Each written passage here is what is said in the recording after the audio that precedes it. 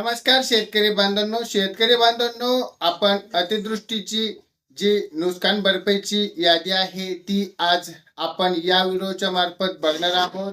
हा जिल्हा आपण धुळे जिल्हा आहे आणि मागच्या व्हिडिओमध्ये आपण अहिल्यानगरची ही यादी बघितली आहे। ही यादी आपण पूर्ण सविस्तर बघणार आहोत। यामध्ये कोणत्या शेतकऱ्यांची केवायसी बाकी आहे, कोणत्या शेतकऱ्यांना किती अनुदान जमा झालं, सर्व काही या व्हिडिओत बघणार आहोत। त्यासाठी हा व्हिडिओ शेवटपर्यंत बघा। आपल्या चॅनलवरती नवीन आला असेल तर चॅनलला सबस्क्राइब करायला विसरू नका।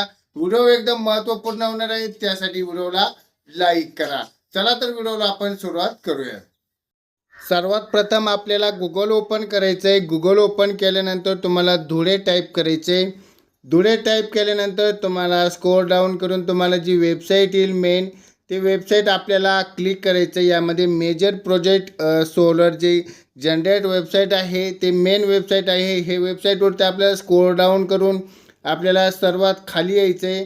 यामध्ये तुम्हाला सूचना दिलेल्या आहेत की लिस्ट ऑफ फॉर्मर अन all taluka Dhule district receive the compensation this crop damage under natural claim in ईसर KYC पेंडिंग 2025। यामध्ये आपल्याला सिंपलमध्ये क्लिक करायचं आहे। एक बार क्लिक केल्यानंतर तुम्हाला स्क्रोल डाऊन करून तुम्हाला बघा इथे क्लिक हे ऑप्शन येईल। तुम्हाला 19 MB ची ही फाईल आहे।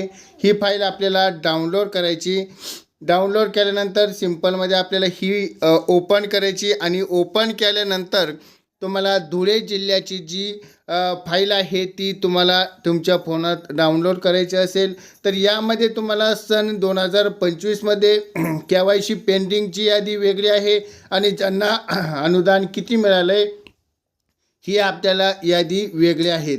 यानुसार तुम्हाला जिल्ह्यानुसार पूर्ण यादी आपल्याला बघता येणार आहे। ती बघा 2025 तालुक्याची प्रलंबित केलेली यादी आणि ही बघितली तर सन 2025 यामध्ये आपल्याला KYC बाकी असणारे शेतकऱ्यांची ही यादी आहे। या व्हिडिओच्या मार्फत आपण पूर्ण यादी एकदम सविस्तर बघितलेली आहे। तुम्हाला कुठला प्रश्न असेल तर तुम्ही कमेंटच्या माध्यमातून कळवू शकतात। व्हिडिओ आवडला असेल तर एक व्हिडिओला लाईक करा आणि चॅनलवरती नवीन असाल तर चॅनलला सबस्क्राइब करायला विसरू नका। चला तर पुढच्या व्हिडिओमध्ये नवीन माहिती बरोबर भेटूयात। तोपर्यंत धन्यवाद।